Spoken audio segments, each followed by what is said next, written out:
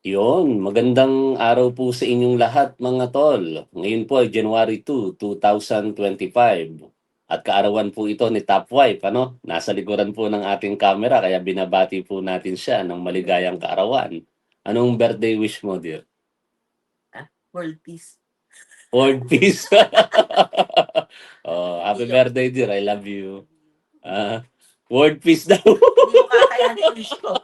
World peace na lang. World peace daw. Ang birthday wish ni Top Wife. Pero alam niyo mga tol, bagong taon, laging may mga ganitong sitwasyon, trending lagi ito eh. Yung mga hula-hula. 'Di ba? Kada magtatapos ang taon, sa mga unang araw ng taon, trending lagi ang mga prophecy, mga prediction, hula-hula.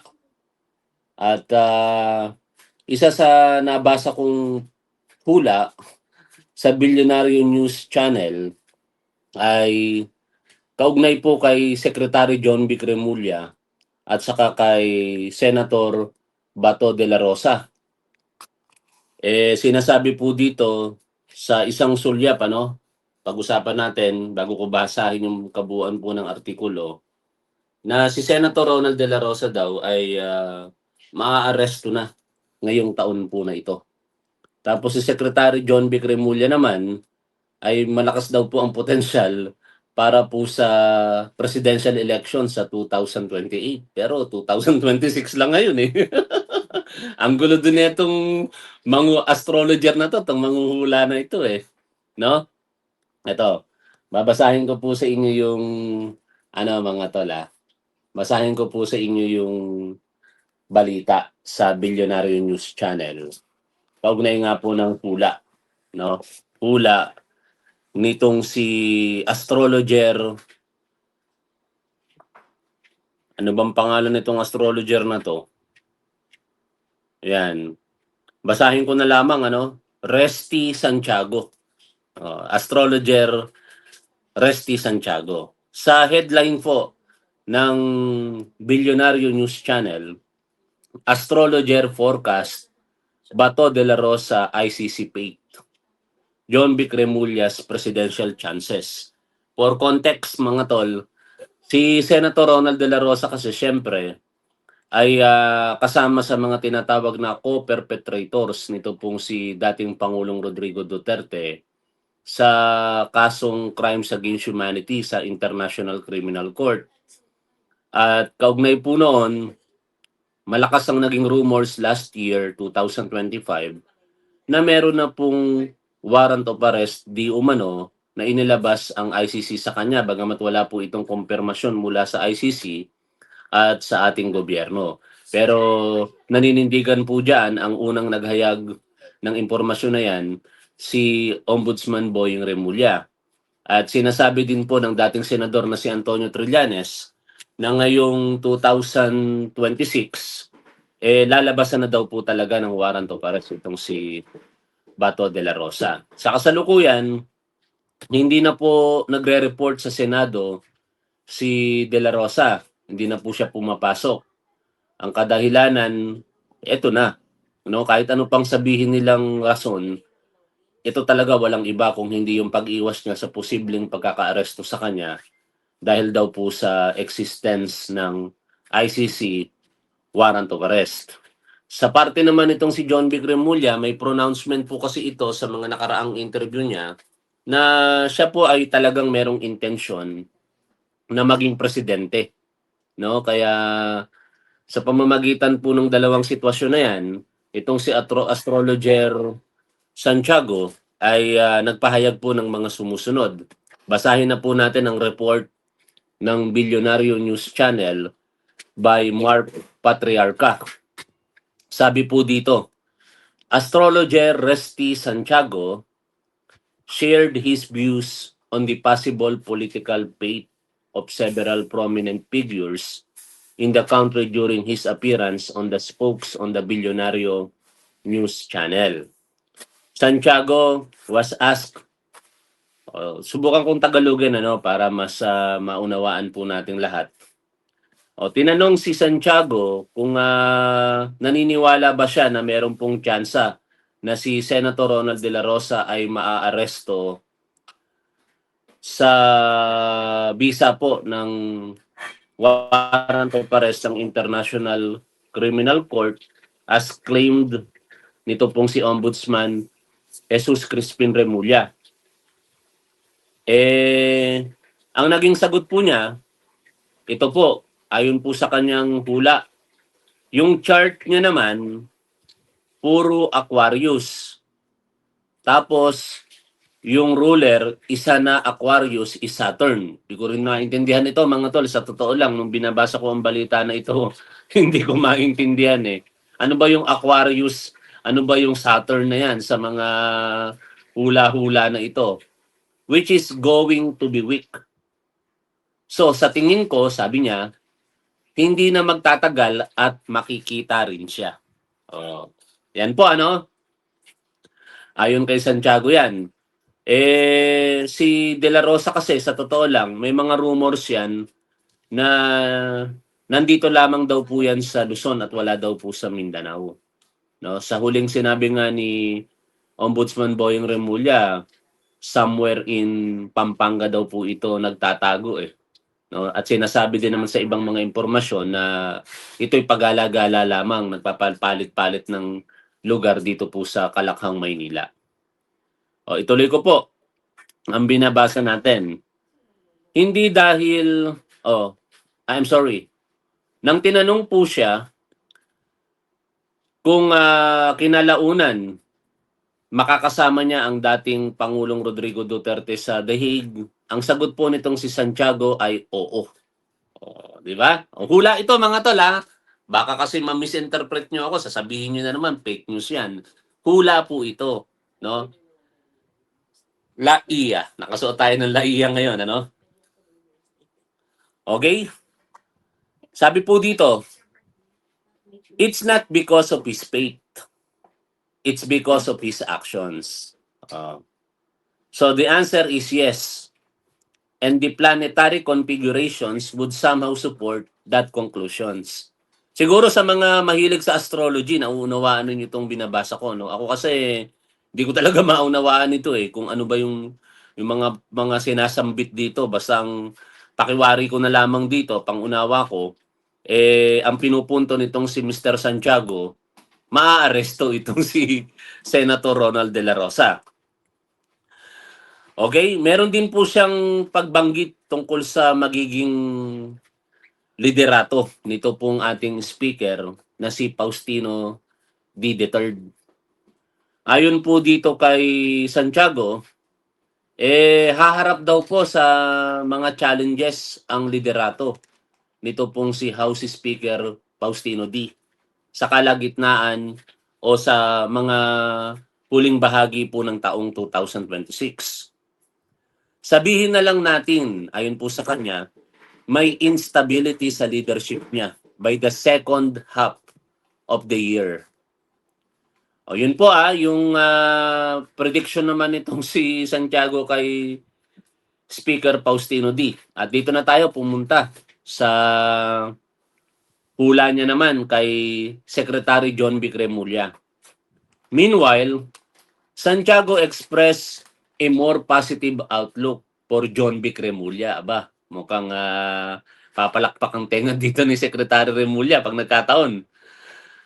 Should the Interior Secretary decide to run for President in 2028? Pero ang pinag-uusapan lang naman natin 2026, bakit naman na-advance ka agad to 2028? Ano?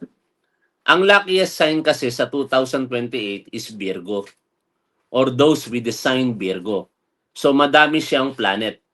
4 na planeta sa Virgo ayon po kay Santiago. So may chance siya.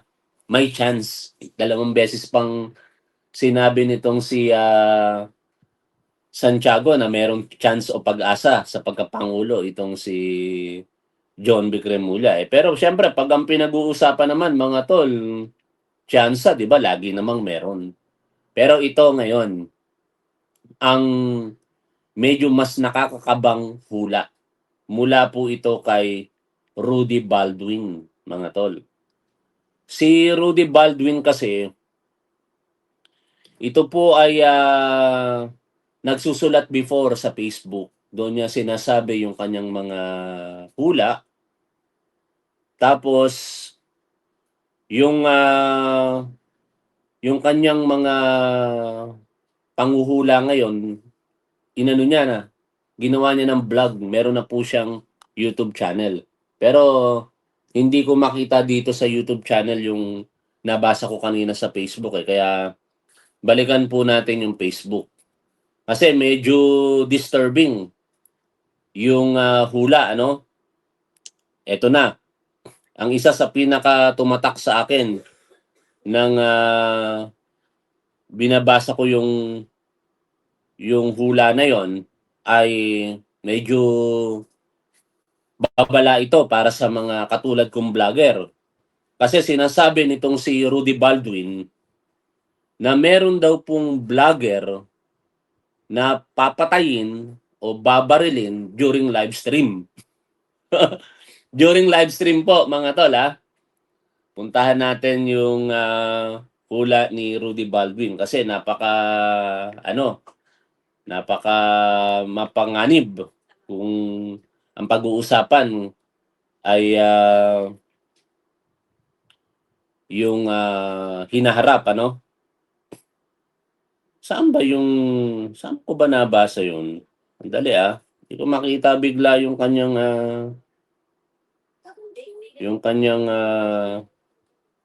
hula. Ito na. Ito. Pero ito naman mga tol, mga hula lang naman ito, no? Actually, kung tayo nga po ay naniniwala sa Biblia, hindi po dapat natin 'to paniwalaan eh. Diba? Kung tayo po ay Kristiyano, hindi dapat tayo naniniwala sa mga ganitong panghuhula nang hindi naman po talaga mga individual na mababasa natin sa Biblia. Kasi syempre, ang panghuhula, basically, nasa Bible yan. Pero hanggang doon lang tayo. May mga sumusulpot kasi ngayon na mga manghuhula katulad ni Rudy Baldwin na tinatangkilik po ng tao. At sinasabi nga nila, karamihan daw po sa sinasabi nila ay nagkakatotoo. Oh. Ito, tingnan natin. Basahin ko na muna, no? Itong post niya noong December 30, 2025. No? December 30, 2025. Again, hula po ito, hindi po ito balita, hindi po ito nakabase sa katotohanan. Ito po ay sa kaisipan lamang nagmula nitong si Miss Rudy Baldwin. December 31, 2025. Luzon Vision. Mga taga Luzon, huwag ninyong sanayin na sabihin na dahil ay Pasko o bagong taon ay normal na magkasunog. Hindi po normal ang masunugan. Bagong taon, dapat nating salubungin ang taon ng mapayapa sa kabila ng paghihirap ng bansa natin. Dahil nakita ko sa vision ko ang walang tigil na ingay ng mga bumbero sa kaliwat kanan na sunog. Sa parting ito, mga tol, mukhang nagkatotoo ito eh. O ewan ko kung in-anticipate niya lang yung mga pangyayari, pero December 30 niya sinulat ito para sa December 31. At alam nyo ba yung nangyari sa City of Antipolo? Yung kahabaan ng paninda ng mga paputok, nagsipagputukan, nasunog. Sa Antipolo pa lang po yun, ha? O, dahil nakita ko sa mga vision ko ang walang tigil na ingay ng mga bumbero sa kaliwat kanan na sunog. Huwag pakampanti sa lahat ng mga bagay na maging sanhi ng sunog. Hindi po ako manghuhula, isa po akong visionary, sabi niya. O, hindi raw daw siya manghuhula, pero yun naman yung nangyayari. Nuhulaan niya yung hinaharap eh. Na kung ano man ang pinakita ng Diyos sa akin ay hanggang doon lamang ang aking masasabi. Diyos pa din ang mas makapangyarihan sa lahat kaya kailangan nating magdasal palagi. O ayon sa kanya, yun daw ang pinapakita ng ating Diyos. Mahirap ang masunugan kaya natin mapagtagumpayan na maidaos ang bagong taon ng payapa. Dahil sa vision ko, grabe ang mga sunog na mangyari pa lamang. Kaya sikapin nyo na hindi ito mangyari dahil halos sabay-sabay na magkaibang lugar na sakop ng Luzon. May nakita akong krimen na mangyayari pa lamang sa Luzon, 7 lugar ng Luzon na magkaroon ng krimen sa pagsalubong ng bagong taon.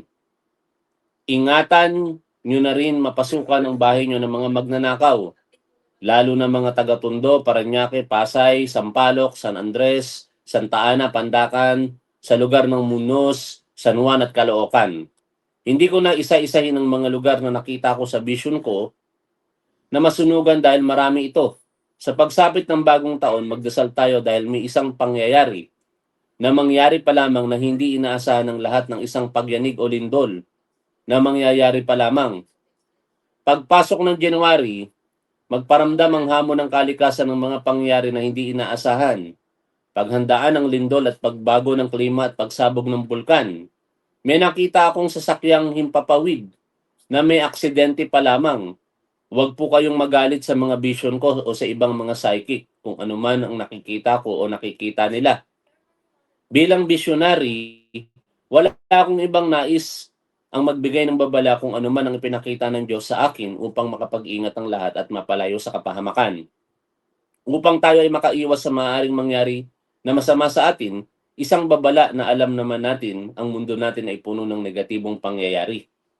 Nasa inyo pa din kung ito ay paniwalaan ninyo o hindi. Ang mahalaga ay huwag makalimot na tayo ay manalangin at magtiwala na may Diyos at handa tayong iligtas. No? Yun po yung bahagi ng panulat nitong si Rudy Baldwin. Pero ito na yung pinaka laman ng kanyang 2026 prediction. At ito yung sinasabi niya na meron daw pong vlogger na papatayin during live streaming. Mga DDS, ha? Kayo lang naman yung laman ng ang utak ay laman puro pagpatay eh. Sana naman na irespeto niyo ang buhay ng kapwa ninyo, ha?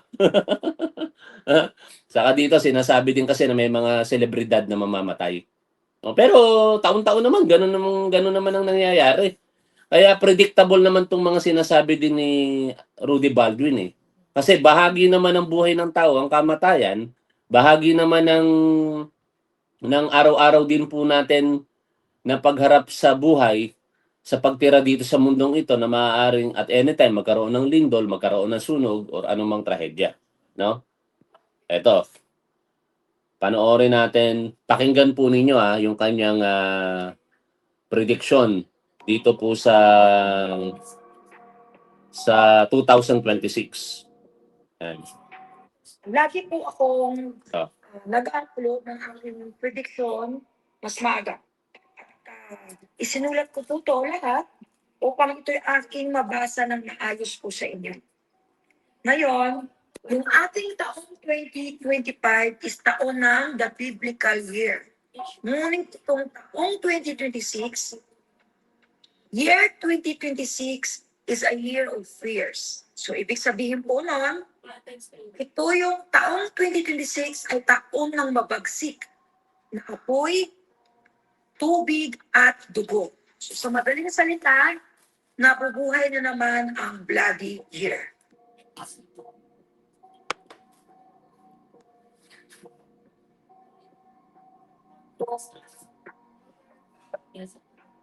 Maganda tong comment na to ni Sunny eh.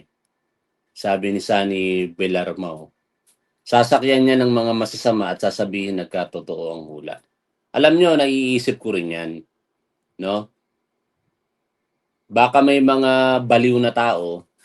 Kasi ang mga mamamatay tao, may tama talaga sa utak yan. No? Sakyan. At gawing makatotohanan yung sinasabi nitong si Rudy Baldwin. Pero ito naman mga tol, pinag-uusapan natin hindi para paniwalaan natin kung hindi para maging aware din tayo sa mga pangyayari sa ating paligid, ano? Sabi niya nga bilang babala. Higit sa lahat, yung sinasabi niya naman na magtiwala tayo sa Diyos, yun lang naman talaga ang pinaka dapat gawin natin eh, no? Ang ipagkatiwala natin ang ating buhay sa ating Diyos. Ayokong maging maka-Diyos sa pagbablog ko sa politika. Pero siguro naman you will all agree na yun talagang ultimate na magagawa po natin eh, no? Yung itiwala po natin ang ating buhay sa ating Diyos. O pakinggan po natin ito.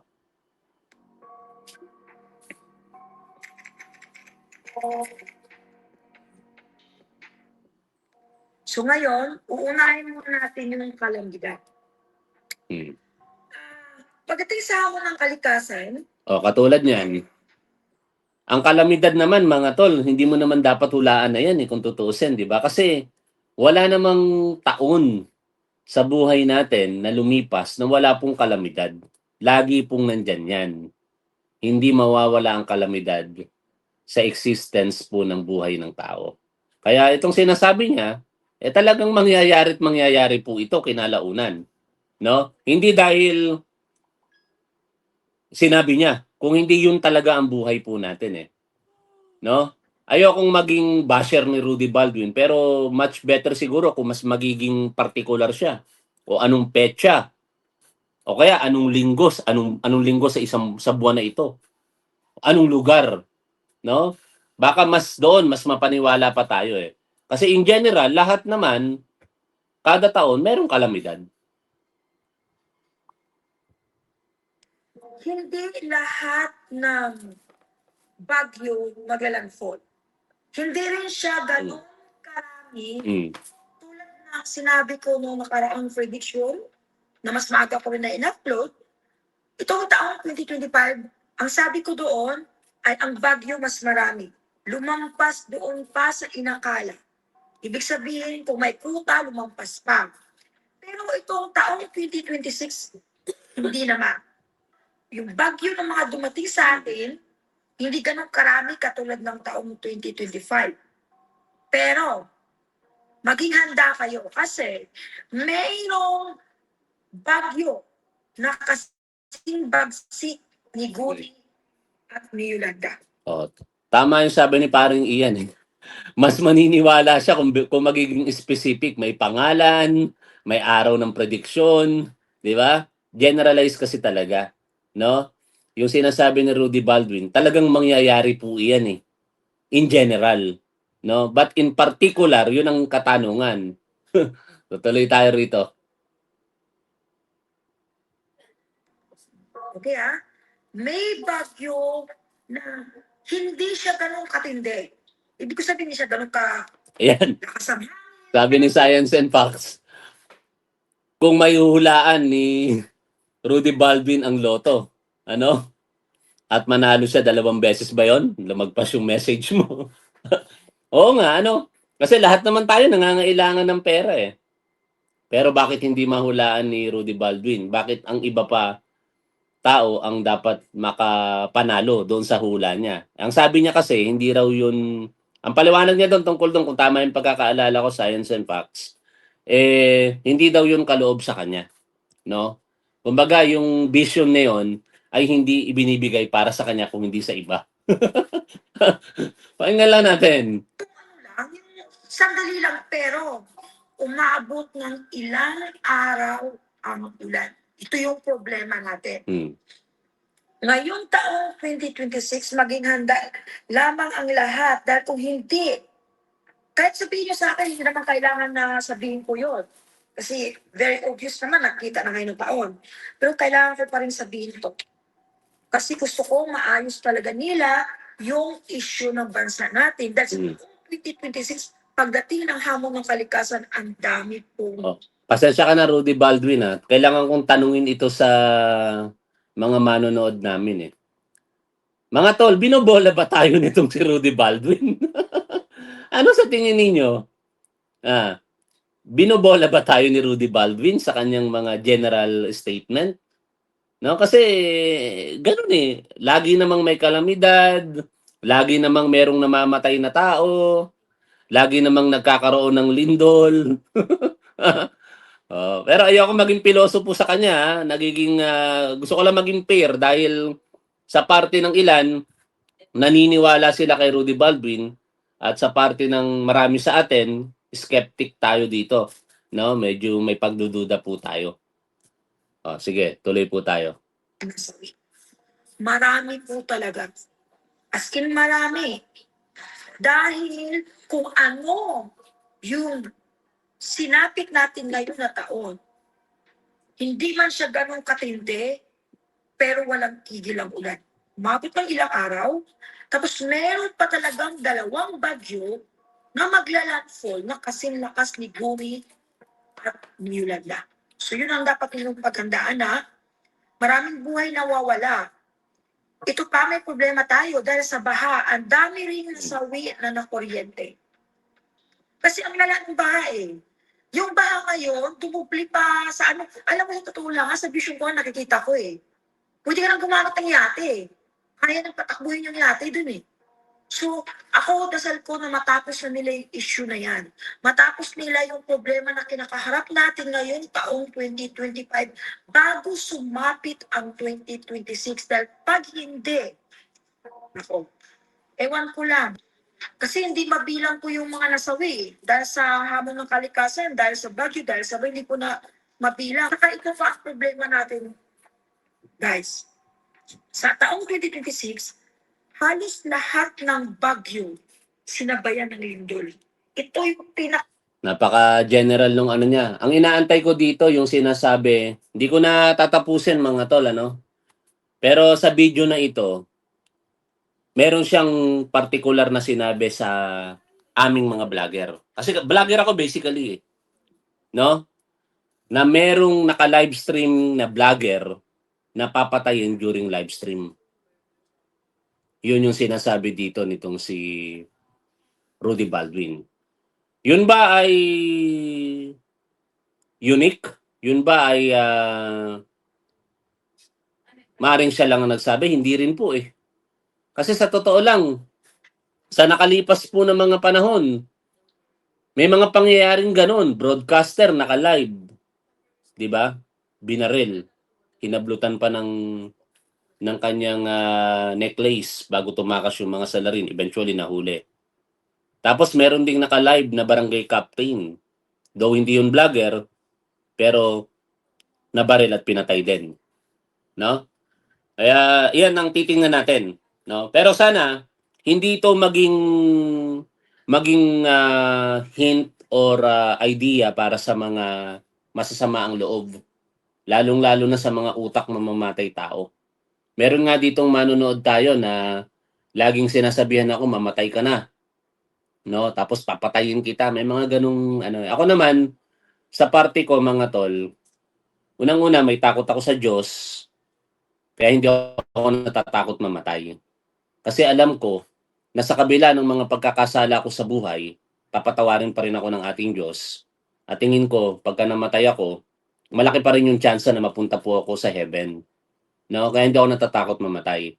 And to be honest with you, lagi kong pinaghahandaan yan. Kahit nung pulis pa nga ako eh.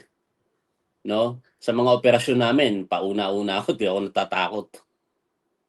Pero syempre, takot ako kapag ang pinag-uusapan na pamilya ko. Paano na kung anong mangyari sa akin kapag paano na ang mangyari sa kanila kung may mangyari sa akin.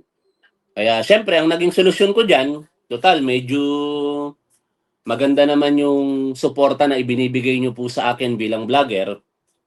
At kumikita po talaga ako dito sa Facebook at YouTube. Salamat at naninindigan tayo na hindi tayo kayang bayaran ng kahit sino. No? Sa mga nagsasabing ako'y bayaran, hindi ko na po kayo papatulan. No, hindi ko na po kailangang ipaliwanag sa inyo na ako po talaga hindi tumatanggap ng bayad mula kahit kaninong politiko. No? Kasi hindi naman ako mayaman, pero yun na lamang yung may pagmamalaki ko sa buhay ko, yung integridad ko.